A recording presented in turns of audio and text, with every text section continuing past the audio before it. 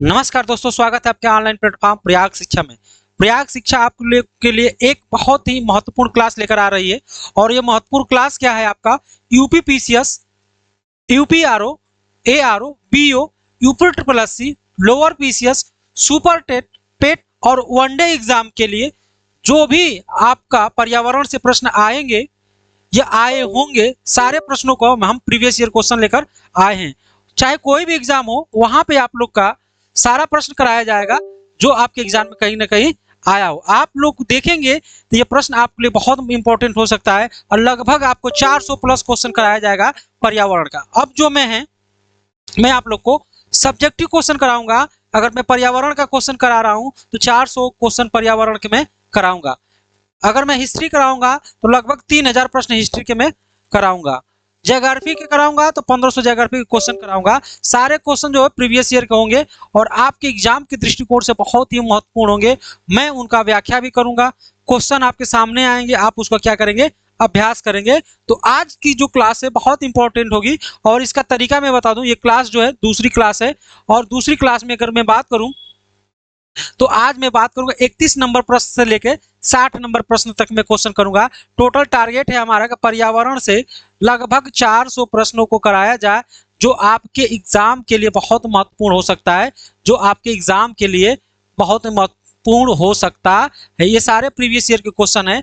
आप किसी भी एग्जाम को दीजिएगा, आप जब यहाँ से क्वेश्चन करेंगे तो आपको एग्जाम में सारे प्रश्न देखने को मिलेगा। ये क्वेश्चन जो है एग्जाम बेस्ड होंगे, जो प्रीवियस ईयर को होंगे एग्जाम बेस्ड होंगे, PY क्यू के माध्यम से होंगे।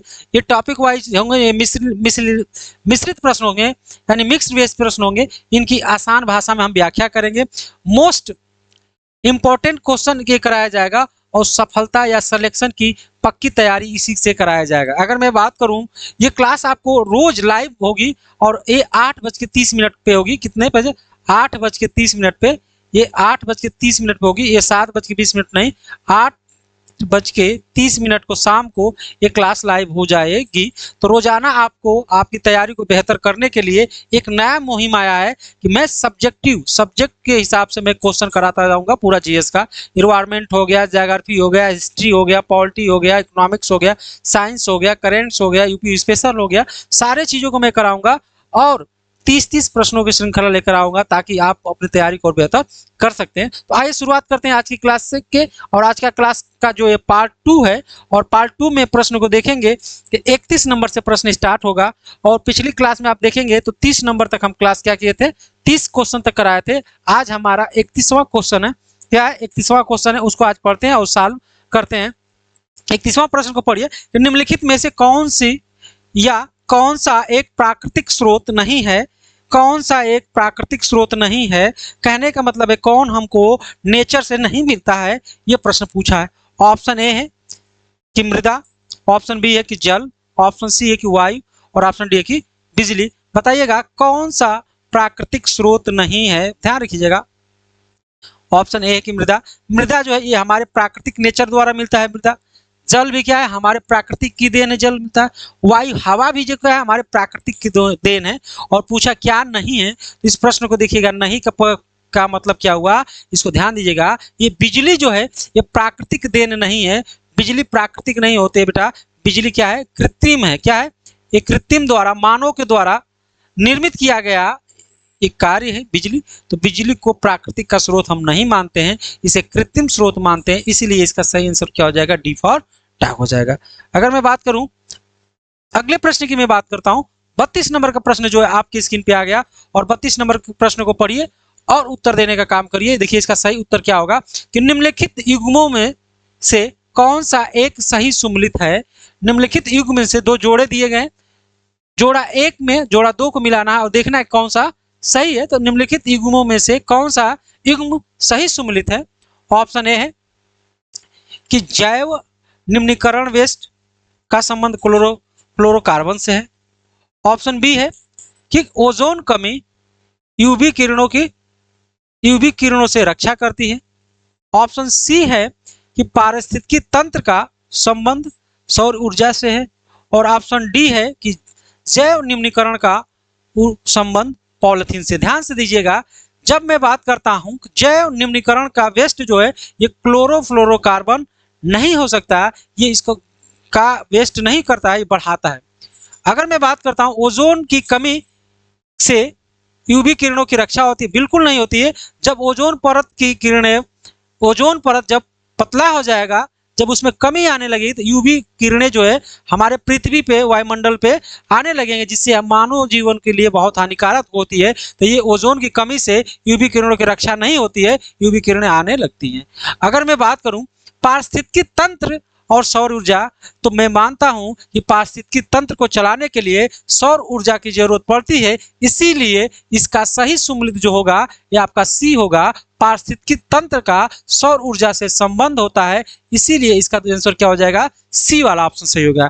अगर मैं बात करूं डी का, जैव निम्नीकरण, जैव निम्नीकरण का संबंध किससे बताया गया, पॉलिथीन से, तो पॉलिथीन नहीं होगा, क्योंकि पॉलिथीन जो होता है हमारे पर्यावरण में सुटेबल नहीं होता है, हमारे पर्यावरण में मिल नहीं पाता है। पॉलिथीन को गलने में काफी वक्त लगता है, जो हमारे पर्यावरण के हिसाब से ये दूषित होता है, इसीलिए जैव निम्नीकरण में पॉलिथीन का योगदान नहीं होता है। इसका सही सुमेलित जो होता है, पारिस्थितिकी तंत्र का संबंध सौर ऊर्जा से होता है, इसीलिए इसका सही आंसर क्या हो जाएगा, सी वाला ऑप्शन सही हो जाएगा 32 नंबर का। आइए 33 नंबर के प्रश्न को पढ़ते हैं, और 33 नंबर का प्रश्न बहुत ही इंपॉर्टेंट है, आपके एग्जाम की दृष्टि से बहुत ही इंपॉर्टेंट है। निम्नलिखित में से कौन से जीव समूह की सर्वाधिक जैव विविधता होती है, कह रहा है कौन सा जीव है जिसका सर्वाधिक विविधता पाया जाता है। ऑप्शन ए है कि मत्स्य, ऑप्शन बी है कि उभयचर, ऑप्शन सी है कि स्तनधारी, और ऑप्शन डी है कि कवक। तो बताइएगा इसका सही आंसर क्या होगा। 33 नंबर का सही आंसर क्या हो जाएगा कि निम्नलिखित में से कौन से जीव समूह का सर्वाधिक जैव विविधता होती है। ऑप्शन ए है मत्स्य, ऑप्शन बी है उभयचर, ऑप्शन सी है स्तनधारी, और ऑप्शन डी है कि कवक। बताइएगा, सभी लोग बताइए, सभी लोग पढ़ रहे हैं, इसका सही आंसर क्या हो जाएगा। सभी लोग का सही आ रहा है कि एक जो कवक है, डी वाला, एक कवक है, इसकी जो विविधताएं हैं बहुत होती है। ये पूरे पृथ्वी पर क्या है, इसका सबसे अधिक प्रजातियां पाई जाती है। तो वैश्विक स्तर पर देखा जाए इसको, वैश्विक स्तर पर इसका विस्तार बहुत ज्यादा होता है और इसकी प्रजातियां बहुत अधिक होती है, इसीलिए ये जीव समूह का सर्वाधिक जैव विविधता वाला पाया जाता है, जिसका नाम क्या है, कवक। कवक इसका क्या आ जाएगा, राइट आंसर हो जाएगा। आइए अगले प्रश्न की तरफ चलते हैं। अगला प्रश्न है आपका 34 नंबर का प्रश्न है, और 34 नंबर के प्रश्न को देखिएगा और इसका उत्तर देने का काम करिएगा। क्या कह रहा है 34 नंबर का प्रश्न, उसको पढ़िए एक बार। आइए प्रश्न को पढ़ते हैं और पढ़कर देखते हैं कि निम्नलिखित में से कौन सा पारिस्थितिकी तंत्र के लिए सत्य है। निम्नलिखित में से कौन सा पारिस्थितिकी तंत्र के लिए सत्य है। ऑप्शन ए है कि दोनों ऊर्जा का प्रवाह एवं खनिजों का चक्रण, ऑप्शन बी है केवल ऊर्जा का प्रवाह, ऑप्शन सी है केवल खनिजों का चक्रण, और ऑप्शन डी है उपयुक्त में से कोई नहीं। दोस्तों तो इसका सही आंसर क्या हो जाएगा, निम्नलिखित में से कौन सा हमारे पारिस्थितिकी, हमारे एनवायरमेंट साइकिल के लिए सत्य माना जाता है। क्या सत्य माना जाता है उसको बताना है। तो इसका सही आंसर क्या हो जाएगा, इसका सही आंसर हो जाएगा ए वाला आंसर हो जाएगा, ए फॉर एप्पल हो जाएगा, इसका सही है। अर्थात दोनों ऊर्जा का प्रवाह हो और खनिजों का हमारे चक्रण होता है, यही हमारे पारिस्थितिकी तंत्र के लिए सत्य माना जाता है। अगर ऊर्जा हमको नहीं मिलेगा, हमारे खनिज का एक रूप से दूसरे रूप में परिवर्तन नहीं होगा, तो पारिस्थितिकी तंत्र के लिए सही नहीं माना जाता है। पारिस्थितिकी तंत्र के लिए जब कोई साइकिल चलता रहता है, अच्छा कोई बच्चा जन्म लिया, वो बच्चा क्या, बच्चे से लड़का होगा, लड़के से किशोरावस्था में जाएगा, किशोरावस्था से वृद्धावस्था में जाएगा, वृद्धावस्था से क्या हो जाएगा, वो मृत्यु को प्राप्त हो जाएगा। तो एक साइकिल चल रही है, प्रकृति की क्या है, साइकिल चल रही है। तो ऊर्जा जो है दोनों अवस्था में होती है, प्रवाह और खनिजों के चक्रण से भी संपन्न होती है, इसीलिए इसका सही आंसर क्या हो जाएगा, ए वाला सही हो जाएगा। दोस्तों आइए 35 नंबर के प्रश्न को करते हैं। 35 नंबर का प्रश्न क्या है कि भारत का पहला नाभिकीय ऊर्जा संयंत्र कहाँ स्थित, ध्यान रखिएगा, भारत का पहला नाभिकीय ऊर्जा संयंत्र कहाँ स्थित है या स्थापित कहाँ किया गया था। Option A Kalpakkam, option B है कि रावरभाटा, ऑप्शन सी है कि नरौरा, और ऑप्शन डी है कि तारापुर। बताइएगा, प्रश्न बहुत इंपॉर्टेंट है कि भारत का पहला नाभिकीय ऊर्जा संयंत्र कहाँ स्थापित किया गया था। इसका सही आंसर देखते हैं कौन बताता है। अगर जिसकी तैयारी बेहतर होगी उसका सही आंसर होगा, और सभी लोग सही बता रहे हैं। इसका सही आंसर जो होगा तारापुर होगा। इसका मतलब आपकी तैयारी बहुत बेहतर है। तारापुर इसका स्थापना किया गया था। कब किया गया था, ये 1969 ईस्वी में किया गया था। क्या 1969 अर्थात 1969 में इसकी क्या की थी, स्थापना की गई थी, अर्थात इसकी शुरुआत की गई थी। ये शुरू किया गया था। ठीक है, अगर मैं बात करूं वर्तमान समय में, मैं बात करूं तो वर्तमान समय में सात सात जो है आपके नाभिकीय संयंत्र केंद्र, कितने, 7 जो है नाभिकीय नाभिकीय संयंत्र केंद्र स्थित है, संयंत्र केंद्र स्थित है। और 25 जो है परमाणु रिएक्टर है, 25 जो है परमाणु रिएक्टर है, रिएक्टर याद करिएगा है। 1969 में शुरू किया गया था, भारत का पहला नाभिकीय संयंत्र की स्थापना किया गया था। वर्तमान समय में भारत में 7 नाभिकीय संयंत्र केंद्र हैं, लेकिन 25 जो है आपके परमाणु रिएक्टर इस समय कार्यरत हैं भारत में। आइए अगले प्रश्न की बात करते हैं। अगला प्रश्न है आपका 36 नंबर का प्रश्न है, जो उसको देखिएगा 36 नंबर का प्रश्न क्या कह रहा है। बहुत आसान प्रश्न 36 नंबर का प्रश्न भी।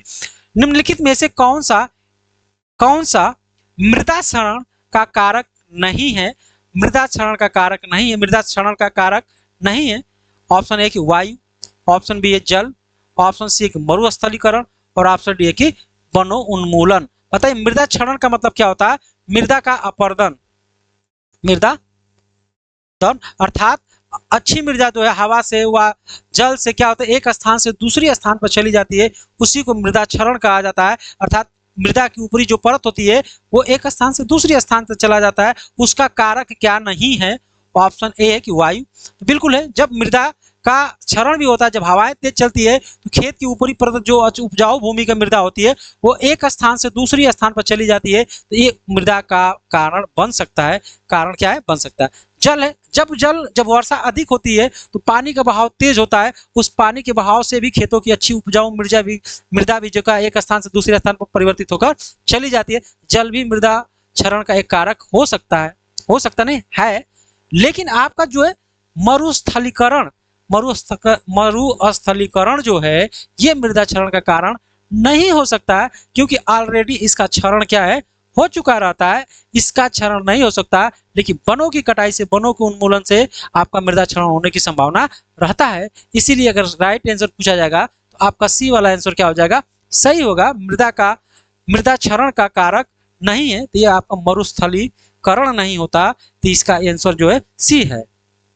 आइए अगले प्रश्न के चलते हैं। अगला प्रश्न आपका है 37 नंबर का प्रश्न जो है, 37 नंबर का प्रश्न जो है थोड़ा सा गलत टाइप हो गया, 137 को छोड़ देंगे, हम लोग 38 नंबर पे आ जाते हैं। क्या 38 नंबर पे आ जाते हैं, इसको छोड़िए, ये थोड़ा टाइपिंग में मिस्टेक आ गया है, इसके लिए 38 नंबर का देखते हैं। 38 नंबर का प्रश्न देखिए बहुत शानदार है। चंद्रप्रभा वन्यजीव अभ्यारण्य, चंद्रप्रभा वन्यजीव अभ्यारण्य उत्तर प्रदेश का एक प्रमुख वन्यजीव अभ्यारण्य है, निम्नलिखित में से कहां अवस्थित है? ये तो प्रश्न पढ़ेंगे तो आपको समझ में आ जाएगा। चंद्रप्रभा जीव अभ्यारण्य उत्तर प्रदेश के किस जिले में स्थित है? ये प्रश्न पूछा। ऑप्शन ए कि जनपद पीलीभीत में, ऑप्शन बी कि जनपद चंदौली में, ऑप्शन सी है कि जनपद उन्नाव में, और ऑप्शन डी है कि जनपद महाराजगंज में। तो ये तो बहुत आसान प्रश्न है, आप बता देंगे कि जनपद चंदौली में आपका चंद्रप्रभा वन्यजीव अभ्यारण्य स्थित है, इसीलिए इसका सही आंसर क्या हो जाएगा, ये चंदौली होगा। और चंदौली कहां पे स्थित है? ये वाराणसी, वाराणसी, वाराणसी के पास वाला जिला जो है वाराणसी, वाराणसी से सटा हुआ जिला है कौन? चंदौली। अगर पूछेगा कि चंदौली वन्यजीव अभ्यारण्य कहाँ है या चंदौली वन्यजीव कहाँ है, तो आप कहेंगे कि ये महाराष्ट्र में पड़ता है। पिछली क्लास में मैं बताया था, फर्स्ट पेपर जो मैं साल पढ़ाया था उसमें मैं बताया था। तो 38 नंबर का बी होगा, चंदौली में स्थित है चंद्रप्रभा वन्यजीव अभ्यारण्य। अगला मैं प्रश्न लेकर आया हूं, अगला प्रश्न 39 नंबर का कि निम्नलिखित में से कौन सा युग्म सुमलित नहीं है? देखिए कौन सा युग्म सुमलित नहीं है, इस नहीं को अंडरलाइन करके रखिएगा। कभी कभी क्या लोग इसको भूल जाते हैं और कहते हैं कि कौन सा सुमलित है। तो निम्नलिखित में से कौन सा युग्म सुमलित नहीं है? ऑप्शन एक वन्यजीव अभ्यारण्य, और ये वन्यजीव अभ्यारण्य है और इसकी क्या है, अवस्थिति पूछा है। क्या है? अवस्थिति पूछा है। किसकी अवस्थिति यहाँ पे नहीं है? अवस्थिति, अवस्थिति यहाँ होनी चाहिए। महावीर स्वामी अभ्यारण्य कहाँ स्थित है? ये ललितपुर में स्थित है। ऑप्शन बी है कि लाख बघोसी अभ्यारण्य कहाँ है? ये कन्नौज में स्थित है। किशनपुर वन्यजीव अभ्यारण्य ये कहाँ है? बलरामपुर में। कैमूर जल अभ्यारण्य जो है, कैमूर अभ्यारण्य कहाँ स्थित है? ये मिर्जापुर सोनभद्र में स्थित है। इसका कौन सा सुमलित नहीं है दोस्तों? तो आप महावीर स्वामी अभ्यारण्य की बात मैं करूं तो ये ललितपुर में स्थित है, ललितपुर में है। लाख बहोसी अभ्यारण्य जो है कहाँ स्थित है आपका, ये आपका कन्नौज में स्थित है। लेकिन किशनपुर वन्य जीव अभ्यारण्य जो है ये बलरामपुर में नहीं है, ये बलरामपुर में नहीं है दोस्तों, कहाँ है, ये लखीमपुर खीरी है, लखीमपुर खीरी में स्थित है। इसीलिए इसका सही आंसर जो होगा सी वाला सही होगा। क्या होगा, सी वाला सही होगा। इसको नोट कर लीजिएगा, याद कर लीजिएगा। अगला प्रश्न की मैं बात करता हूं। अगला प्रश्न जो 40 नंबर का प्रश्न है, और 40 नंबर का प्रश्न को देखिए और उत्तर दीजिए, क्योंकि ये प्रीवियस ईयर के क्वेश्चन आप करेंगे तो सारे प्रश्न वहीं से मिलते रहेंगे। निम्नलिखित में से बाघ अभ्यारण्य, ध्यान दीजिएगा, निम्नलिखित में से बाघ अभ्यारण्य या टाइगर रिजर्व में से कौन सा मध्य प्रदेश में स्थित नहीं है, कौन सा एमपी में बाघ अभ्यारण्य नहीं है। ऑप्शन ए कि अमनगढ़, ऑप्शन ए बी है कि बांधवगढ़, ऑप्शन सी है कान्हा, और ऑप्शन डी है कि संजय दुबरी। तो बताइएगा कौन सा अभ्यारण्य, बाघ अभ्यारण्य कौन सा अभ्यारण्य, बाघ अभ्यारण्य मध्य प्रदेश में स्थित नहीं है, मध्य प्रदेश में स्थित नहीं है। तो आप लोग बताइएगा। अगर मैं बताऊं तो ये तीनों अभ्यारण्य जो है ये एमपी में है। क्या है, ये एमपी में है। लेकिन जो अमनगढ़ है जो ये एमपी में नहीं, ये कहाँ स्थित है, यूपी में स्थित है। और यूपी में किससे संबंधित है, कहाँ से संबंधित है, तो ये दुधवा नेशनल पार्क का हिस्सा है, दुधवा नेशनल पार्क का ये हिस्सा है जो यूपी में पड़ता है। इसीलिए यही सही होगा, अमनगढ़ जो अभ्यारण्य है ये एमपी में नहीं है। बाकी बांधवगढ़, कान्हा और संजय दुबरी जो है ये एमपी का अभ्यारण्य है। अगर मैं आप लोग से पूछूंगा कि टाइगर टाइगर टाइगर प्रोजेक्ट कब चलाया गया, टाइगर प्रोजेक्ट कब शुरुआत किया गया था, तो आप लोग क्या बोलेंगे, टाइगर प्रोजेक्ट कब शुरुआत किया गया था। तो टाइगर प्रोजेक्ट की शुरुआत जो है आपका 1972 में शुरुआत किया गया था। ठीक है, आइए अगले प्रश्न पे चलते हैं। अगला प्रश्न है आपका, इसको देख लीजिएगा, 1972 की 1973 होगा। थोड़ा सा मैं कंफ्यूज हो जा रहा हूँ। टाइगर अभ्यारण्य की मैं बात करूँ, टाइगर प्रोजेक्ट के बारे में मैं बता रहा हूँ, कब शुरू किया गया था। क्या, टाइगर प्रोजेक्ट, देखते हैं इसका सही आंसर कौन बताता है। टाइगर प्रोजेक्ट की शुरुआत जो है कब की गई थी, बताइएगा फटाक से।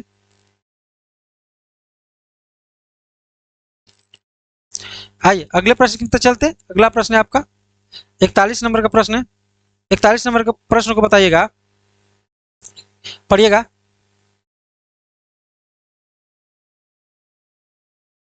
निम्नलिखित में से कौन सा स्थलीय पारिस्थितिकी तंत्र का ही उपभाग नहीं है, स्थलीय पारिस्थितिकी तंत्र का उपभाग नहीं है। ऑप्शन ए है पर्वतीय या पर्वत पारिस्थितिकी तंत्र, ऑप्शन बी है सागरीय पारिस्थितिकी तंत्र, ऑप्शन सी है कि निम्नलिखित स्थलीय पारिस्थितिकी तंत्र, और ऑप्शन डी है अर्ध शुष्क पारिस्थितिकी तंत्र। बताइएगा इसका सही आंसर क्या है। कौन सा स्थलीय पारिस्थितिकी तंत्र का उपभाग नहीं है, अर्थात कौन सा ऐसा तंत्र, पारिस्थितिकी तंत्र जो स्थल पे नहीं है, स्थल पे। तो बताइएगा, आपका ऑप्शन आपके स्क्रीन पे है। और पर्वतीय पारिस्थितिकी तंत्र कि सागरीय पारिस्थितिकी तंत्र कि निम्न स्थलीय पारिस्थितिकी तंत्र कि अर्ध शुष्क पारिस्थितिकी तंत्र। दोस्तों इसका सही आंसर क्या हो जाएगा, आप लोग बताइएगा। मैं अभी जो पिछली क्लास में मैं बताया था, पिछली जो है प्रोजेक्ट टाइगर की मैं बात किया था। प्रोजेक्ट टाइगर की शुरुआत कब किया गया था, तो 1972 में शुरुआत किया, लेकिन 1973 में इसको क्या किया गया था, लागू किया गया था। ये 1973 होगा, 73 होगा। ठीक है, प्रारंभिक में 9 टाइगर रिजर्व थे, प्रारंभिक में 9 टाइगर रिजर्व थे, लेकिन अब क्या है बढ़ गए हैं। तो आप लोग ध्यान रखिएगा, थोड़ा सा हो जाता है कभी कभी कंफ्यूजन, तो इसमें 72-73 में कंफ्यूजन आता है। इसका बताइएगा कौन सा स्थलीय पारिस्थितिकी तंत्र नहीं है। स्थलीय का मतलब ऐसा पारिस्थितिकी तंत्र जो स्थल पे हो, क्या हो, स्थल पे इसका क्या है, निवास हो। तो पर्वत क्या होगा, पर्वत भी तो क्या स्थल पे होंगे। निम्न स्थलीकरण क्या होता है, ये भी स्थल पे होते हैं। अर्ध शुष्क कहाँ होगा, शुष्क कहाँ, ये भी स्थल पे होगा। लेकिन जो ये सागरीय पारिस्थितिकी तंत्र होगा ये जो है स्थल पे नहीं होगा, ये सागरों में होता है। क्या होता है, सागरीय होता है। इसको हम कहते हैं सागरीय पारिस्थितिकी तंत्र बोलते हैं, ये सागरों में होता है। तो इसीलिए इसका सही आंसर क्या हो जाएगा, बी वाला सही हो जाएगा। आइए अगले प्रश्न पे चलते हैं। अगला प्रश्न आपका 42 नंबर का प्रश्न है जो आपकी स्क्रीन पे, इसको देखना है, इसको सही करना। 42 नंबर का प्रश्न क्या कह रहा है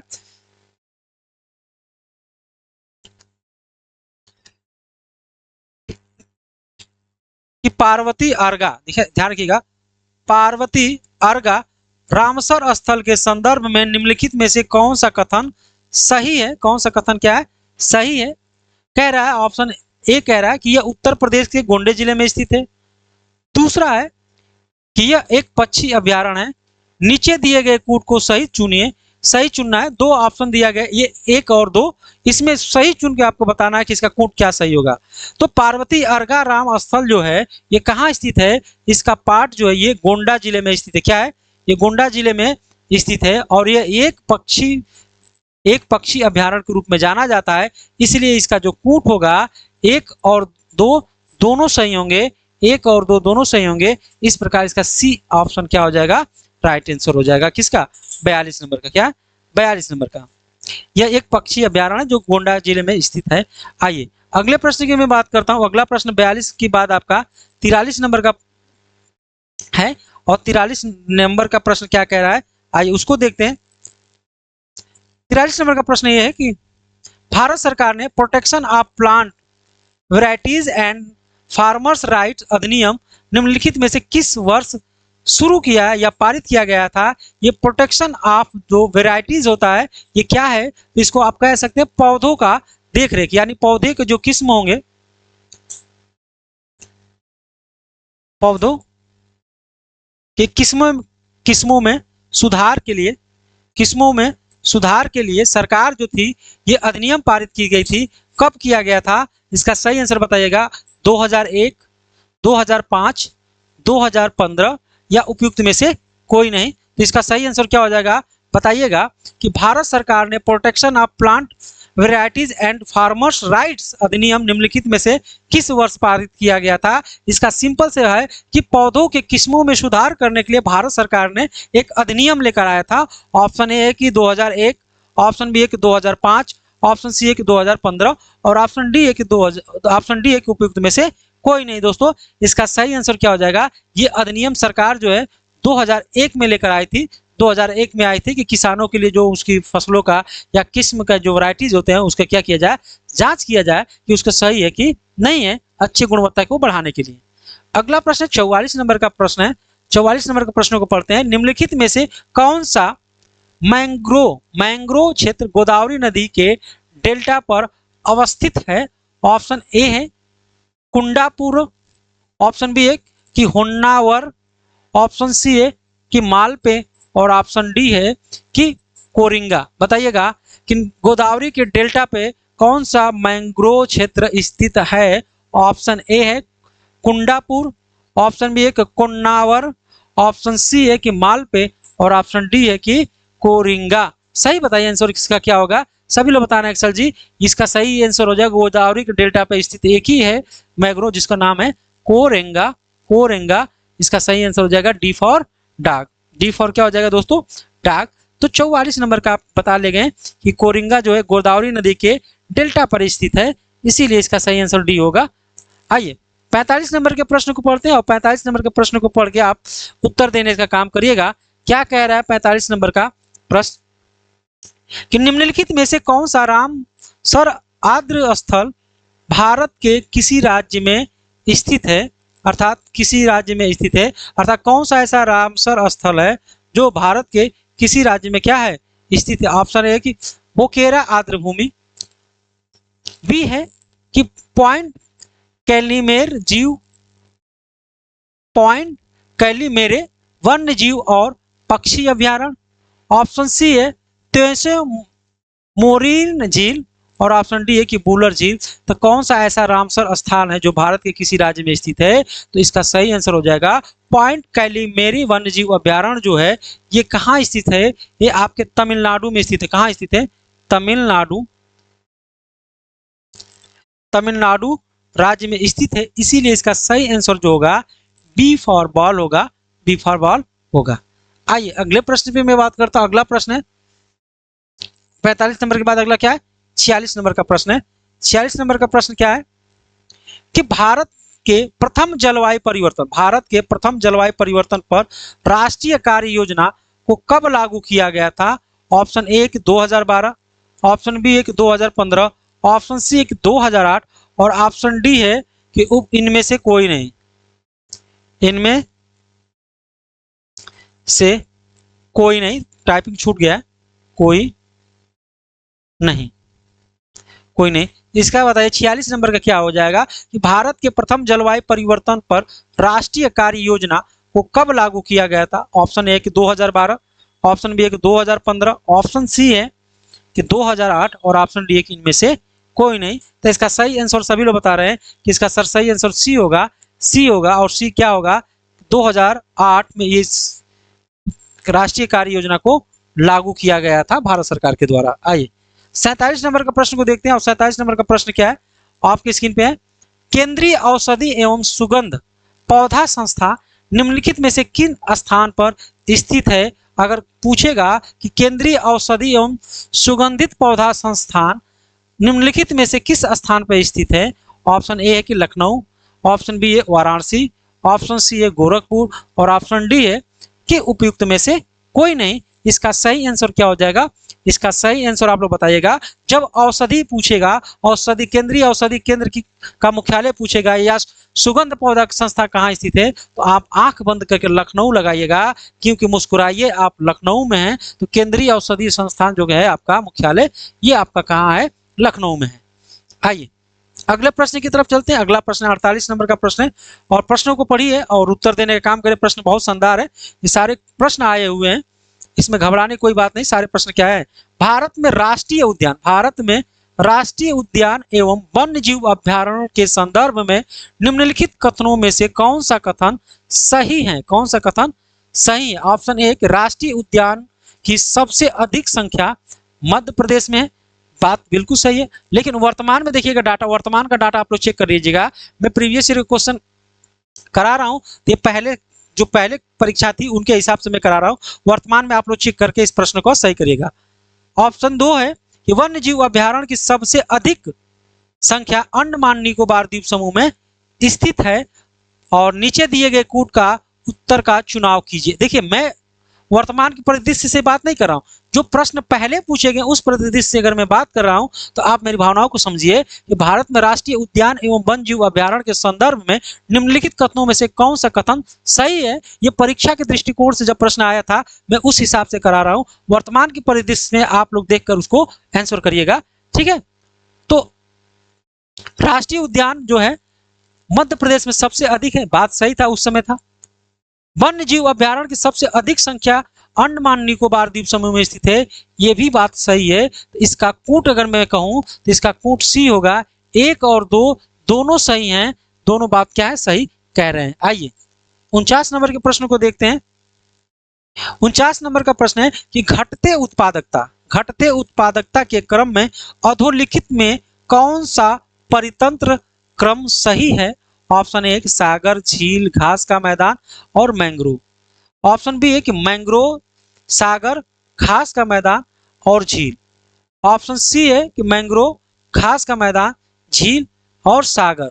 और ऑप्शन डी है कि सागर, मैंग्रोव, झील और घास का मैदान। तो इसका सही आंसर क्या हो जाएगा? आप सभी लोग बताइए, मुझे तो पता है, आप लोग बताइए। देखिए आप लोग अगर पढ़े होंगे तो आपका दिमाग वहां तक चला जाएगा, आपका दिमाग क्या वहां पे चला जाएगा, आपका दिमाग क्या हो जाएगा? वहां चला जाएगा। तो इसका सही आंसर मैं बता दे रहा हूं, इसका सही होगा पहले मैंग्रोव होंगे, फिर घास के मैदान आपको देखने को मिलेगा, फिर झील होंगे और लास्ट में क्या होगा? आपका सागर होगा। तो इसका सही आंसर क्या हो जाएगा? सी वाला आंसर हो जाएगा, सी वाला। आइए 50 नंबर के प्रश्न को करते हैं। 50 नंबर का प्रश्न बहुत आसान है और आराम से हम लोग प्रश्नों को करेंगे। 30 प्रश्न पर डे करेंगे और 30 प्रश्नों का जवाब जो है आप देंगे, मैं प्रश्न पूछूंगा। धीरे धीरे करते करते हम लोग 400 प्रश्नों क्या है सॉल्व कर ले जाएंगे। जीवाश्म ईंधन के बाद, देखिएगा, जीवाश्म ईंधन के बाद भारत की ऊर्जा की आवश्यकता की पूर्ति के लिए दूसरा सबसे महत्वपूर्ण स्रोत क्या है? यह प्रश्न कई बार पूछा गया है कि अगर जीवाश्म ईंधन का भारत में कमी हो जाता है तो इसकी पूर्ति सबसे पहले दूसरे स्थान पर कौन करने आएगा? तो ऑप्शन ए है कि जल विद्युत, ऑप्शन बी है कि वायु ऊर्जा, ऑप्शन सी है कि परमाणु ऊर्जा और ऑप्शन डी है कि सौर ऊर्जा। इसका सही आंसर बताइएगा, इसका सही आंसर बताइएगा। अगर एग्जाम की दृष्टि से देखें, जो आयोग सही माना था, आयोग कहा था कि भारत वर्ष में ऊर्जा आवश्यकता की पूर्ति करने के दूसरी सबसे महत्वपूर्ण स्रोत जो है आपका ये जल विद्युत ऊर्जा होगा। क्या होगा? जल विद्युत ऊर्जा होगा। इसको आयोग सही माना था, लेकिन अगर आप अपने हिसाब से देखेंगे तो आपका सौर ऊर्जा होना चाहिए, लेकिन आयोग के हिसाब से क्या माना गया था? ये जल विद्युत ऊर्जा का इसको सही माना था, ये वाला ऑप्शन को। 51 नंबर के प्रश्न को देखते हैं। 51 नंबर का जो प्रश्न है क्या कह रहा है कि नदी का जल प्रदूषण मापा जाता है, अर्थात नदी में जब जल का प्रदूषण हो जाता है तो उसे मापा जाता है। उसमें कैसे प्रदूषित होता है, उसको कैसे मापा जाता है? ऑप्शन है कि जल में घुली क्लोरीन की मात्रा से। अगर जल में क्लोरीन की मात्रा घुल जाएगी तो आप उसको क्या प्रदूषित कहेंगे? ऑप्शन बी है कि जल में घुली ओजोन की मात्रा से। ऑप्शन सी है कि जल में घुली नाइट्रोजन की मात्रा से। और ऑप्शन डी है कि जल में घुली ऑक्सीजन की मात्रा से। तो इसका सही आंसर क्या हो जाएगा? जल की नदी को जल प्रदूषण हम तब कह सकते हैं जब उस जल में ऑक्सीजन की मात्रा क्या हो जाती है? घुल जाती है। क्या हो जाती है? घुल जाती है। और उसको मापने के लिए हमको BOD का प्रयोग किया जाता है। BOD का प्रयोग किया जाता है। बायोलॉजिकल ऑक्सीजन डिमांड नामक मापक यंत्र से हम जल की शुद्धता को क्या करते हैं? मापते हैं। क्या करते हैं? मापते हैं। इसीलिए इसका सही आंसर क्या हो जाएगा? डी हो जाएगा। अगला है आपका 52 नंबर का प्रश्न है कि हाइड्रोजन सल्फाइड प्रदूषक, हाइड्रोजन सल्फाइड प्रदूषक का मुख्य स्रोत क्या है? हाइड्रोजन सल्फाइड प्रदूषक का मुख्य स्रोत क्या है? ऑप्शन ए सड़ते हुए वनस्पति एवं पशु पदार्थ। Option B automobile. Option C refinery.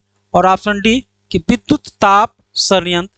तो सबसे इसका सही आंसर क्या हो जाएगा? हाइड्रोजन सल्फाइड का प्रदूषक जो होता है उसका मुख्य स्रोत क्या होता है? जब कोई वस्तु होता है, जब कोई वनस्पति होता है, वो सड़ने लगते हैं और सड़ के जो सल्फाइड का प्रदूषण करता है तो वही इसका सही मुख्य स्रोत माना जाता है। इसलिए इसका सही आंसर क्या हो जाएगा? सड़ते हुए वनस्पति एवं पशु पदार्थ जो होते हैं यही हमारे हाइड्रोजन सल्फाइड प्रदूषक के रूप में मुख्य स्रोत के रूप में जाने जाते हैं। इसलिए इसका आंसर क्या हो जाएगा? सी सही होगा। 53 नंबर का प्रश्न है सूची 1 को सूची 2 से सम्मिलित कीजिए। नीचे दिए गए कोड का प्रयोग करके सही उत्तर का चयन करिएगा। भारत में अधिनियम और वर्ष दिया गया। भारत में कौन सा अधिनियम किस वर्ष पारित किया गया उसका चर्चा किया गया है। आइए उसको एक बार देखते हैं और देखकर हम लोग सम्मिलित करने का काम करते हैं। और आप पढ़े होंगे तो इसको कर लेंगे। और ये प्रश्न जो है 53 नंबर का प्रश्न क्या है आप कर लेंगे। और 53 नंबर का मिलाइए, इसका सही आंसर क्या हो जाएगा? 53 नंबर का अगर मैं बात करूं, 53 नंबर के प्रश्नों को मैं बात करूं तो वन संरक्षण अधिनियम जो है ये कब लाया गया था? ये आपका 1980 में लाया गया था। वन पर्यावरण संरक्षण अधिनियम कब लाया गया था? ये 1986 में लाया गया था। वायु प्रदूषण निवारण अधिनियम नियंत्रक कब लाया गया था? ये 1981 में। और जल प्रदूषण नियंत्रक अधिनियम कब लाया गया था? 1974 में। इसका सही आंसर क्या हो जाएगा? इसका सही आंसर बताइएगा। इसका सही आंसर क्या हो जाएगा? आपकी स्क्रीन पे इसका सही आंसर हो जाएगा 1 2 3 4। 1 2 3 4 क्या हो जाएगा? इसका सही आंसर हो जाएगा। सारा सूची 1 सूची 2 को सम्मिलित करने पे ये आपका 1 2 3 4 बन रहा है। इसका आंसर क्या हो जाएगा? यही सही होगा। आइए अगले प्रश्न में चलते हैं। अगला प्रश्न है आपका 54 नंबर का प्रश्न है। और 54 नंबर का प्रश्न क्या है तो उसको पढ़िए। निम्नलिखित में से कौन सा युग्म सम्मिलित नहीं है? कौन सा युग्म सम्मिलित नहीं है? ऑप्शन ए कि प्राथमिक ऊर्जा ज्वारी शक्ति से उत्पन्न होता है। ऑप्शन बी है कि वाणिज्यिक ऊर्जा तेल और गैस से होता है। ऑप्शन सी है कि गैर वाणिज्यिक ऊर्जा जानवरों के गोबर से। और गैर पारंपरिक ऊर्जा स्रोत जो है आपका किससे होता है? सौर ऊर्जा से होता है। कौन सा सम्मिलित नहीं है? कौन सा सम्मिलित नहीं है? ध्यान दीजिएगा, बार बार मैं कह रहा हूं कौन सा सम्मिलित नहीं है। इसका सही आंसर क्या हो जाएगा तो बताइएगा। अगर मैं बोलूं वाणिज्यिक ऊर्जा का स्रोत जो होता है तेल और गैस होता है, क्योंकि व्यापार व्यवसाय में उसका क्या होता है? योगदान होता है। गैर वाणिज्यिक ऊर्जा की मैं बात करूं तो गैर वाणिज्यिक ऊर्जा जानवरों के गोबर से क्या है? आपको बायोगैस बना सकते हैं, आप गोबर गैस बनाकर अपना क्या है? कार्य कर सकते हैं। गैर पारंपरिक ऊर्जा के रूप में हम किसको जानते हैं? हम सौर ऊर्जा को जानते हैं, सोलर सिस्टम को जानते हैं। लेकिन जो प्राथमिक ऊर्जा है इसको प्राथमिक ऊर्जा के रूप में हम ज्वारी शक्ति को नहीं देखते हैं। हम ज्वारी शक्ति को नहीं देखते हैं। यही इसका क्या हो जाएगा? सही हो जाएगा। ज्वारी शक्ति जो है ये प्राथमिक ऊर्जा नहीं होगा। इसे हम गैर पारंपरिक या अपक्षय ऊर्जा के रूप में जानते हैं। किसको? ज्वारी ऊर्जा को हम क्या कहते हैं? ये गैर पारंपरिक गैर पारंपरिक ऊर्जा के रूप में जानते हैं, ऊर्जा के रूप में जानते हैं। तो ये आपका प्राथमिक ऊर्जा नहीं होगा, इसीलिए इसका सही आंसर क्या हो जाएगा, ए वाला हो जाएगा। आइए 55 नंबर के प्रश्न को करते हैं। 55 नंबर का प्रश्न क्या है, आपकी स्क्रीन पे देखिएगा, बहुत आसान है, इसको तो कई बार मैं करा चुका हूं। भारत में निम्नलिखित में से कौन सा एक जैव विविधता हॉट स्पॉट माना जाता है? ऑप्शन ए अरावली पहाड़ियां, ऑप्शन बी पश्चिमी घाट, ऑप्शन सी है कि पूर्वी घाट, और ऑप्शन डी है कि सिंधु गंगा का मैदान। और मैंने बताया था कि भारत में जैव विविधता हॉट स्पॉट कितने हैं, ये 4 हैं। पिछले क्लास में मैं चारों का नाम बता दिया हूं, और चारों का नाम आप लोग सर्च करके देख लीजिएगा। इसका सही आंसर की अगर मैं बात करूं तो इसका सही आंसर है जो पश्चिमी घाट जो है, पश्चिमी घाट जो है क्या है, इसका सही आंसर है ये 4 हॉट स्पॉट में क्या है, एक हॉट स्पॉट ए भी है, तो इसका सही क्या है, बी वाला। 56 नंबर का देखिए प्रश्न का, ये दिया है कि मोनोक्लाइमेक्स एकल चरम सिद्धांत का प्रतिपादन किया था, किसने किया था? मोनोक्लाइमेक्स का प्रतिपादन या सिद्धांत का प्रतिपादन किसने किया था? Option A F V Clements, option C है कि C C Park, option D है कि डी बी अगर, और ऑप्शन डी है कि एस जे गुड्स। तो मोनोक्लाइमेक्स का जो सिद्धांत दिए थे, जिसने प्रतिपादन किया था, उनका क्या नाम है? उनका नाम था एस एफ ई क्लेमेंट्स। इनका सही आंसर ए वाला हो जाएगा। आइए 57 नंबर का प्रश्न देखिएगा, वैश्विक जलवायु जोखिम सूचकांक किस संगठन द्वारा प्रकाशित किया जाता है? वैश्विक जोखिम सूचकांक किस संगठन द्वारा प्रकाशित किया जाता है? ऑप्शन ए संयुक्त राष्ट्र पर्यावरण कार्यक्रम द्वारा, ऑप्शन बी है कि जर्मन वॉच द्वारा, ऑप्शन सी है कि मौसम विज्ञान संगठन द्वारा, और ऑप्शन डी है कि विश्व बैंक के द्वारा। तो इसका सही आंसर क्या हो जाएगा? वैश्विक स्तर पूछा है तो आप जानते ही आराम से जो विश्व की बातें होगी वो कहाँ पे की जाएगी, उसका सही आंसर क्या हो जाएगा? इसका जर्मन वॉच के द्वारा। इसको थोड़ा सा देख लीजिएगा, इसमें क्या है, थोड़ा सा आप इसको चेक करें, होना तो चाहिए राष्ट्रीय पर्यावरण कार्यक्रम के द्वारा, लेकिन इसको एक बार चेक करिएगा। आपको 57 नंबर का प्रश्न जो है इसको चेक कर लीजिएगा। जर्मन वॉच जो आयोग इसको क्या है, आप माना है, और आप लोग अपने हिसाब से इसको देखिएगा। इसको तो आयोग ने जर्मन वॉच माना है, हम भी इसको एक बार रीचेक कर लेंगे। 57 का 58 नंबर का देखिएगा, 58 नंबर का, कि निम्नलिखित में से किस देश की उसकी कुल ऊर्जा का आवश्यकता का 99% जल विद्युत से प्राप्त होता है? ऑप्शन ए है कि न्यूजीलैंड, ऑप्शन बी है कि स्विट्जरलैंड, ऑप्शन डी है कि नॉर्वे, और ऑप्शन डी है कि ब्राजील। ये बहुत आसान प्रश्न है, तो इसका सही आंसर हो जाएगा सी वाला हो जाएगा। नॉर्वे जो है अपने ऊर्जा का कुल जो है 99% जो जल विद्युत से क्या है लेता है। अब देखेंगे नॉर्वे के बगल में देखेंगे तो समुद्री है, वहीं से उसका क्या है उत्पादन करता है। 58 नंबर का तो नॉर्वे होगा। अगर मैं बात करूं 59 नंबर का प्रश्न जो है, पर्यावरण से अभिप्राय है। अगर पर्यावरण क्या होता है, उससे अभिप्राय क्या है? ऑप्शन ए कि भूमि, जल, वायु, पौधे एवं पशुओं की प्राकृतिक दुनिया जो इनके चारों ओर अस्तित्व में है। ऑप्शन बी एक उन संपूर्ण दशाओं का योग जो व्यक्ति को एक समय बिंदु पर घेरे हुए होते हैं। ऑप्शन सी है कि भौतिक, जैविक एवं सांस्कृतिक तत्वों का अंतःक्रियात्मक व्यवस्था जो अंतः संबंधी होता है, और ऑप्शन डी है कि उपयुक्त में से सभी। तो 59 का पर्यावरण का अभिप्राय हो सकता है, अर्थात पर्यावरण को आपको परिभाषित करने के लिए कहेगा तो आप क्या कह सकते हैं, किस तरह से उसको परिभाषित करेंगे? तो पर्यावरण का अभिप्राय मेरे हिसाब से नहीं, आयोग के हिसाब से अगर देखा जाए तो उपयुक्त में से सभी होंगे। उपयुक्त में से क्या होंगे? सभी होंगे। आल जो आपके क्या है करेक्ट होंगे, तो उपयुक्त में से सभी क्या है, ये आपके सही होंगे। आइए आज की अंतिम क्लास की मैं बात करता हूं। आज का अंतिम क्लास और अंतिम प्रश्न की देखता हूं। ये क्या है कि सतत विकास किसके उपयोग के संदर्भ में अंतः पीढ़ीगत संवेदनशीलता का विषय है? ऑप्शन ए प्राकृतिक संसाधन, ऑप्शन बी है कि भौतिक संसाधन, ऑप्शन सी है कि औद्योगिक संसाधन, और ऑप्शन डी है कि सामाजिक संसाधन। 60 नंबर का प्रश्न जो है आप लोग बताइएगा फटाक से।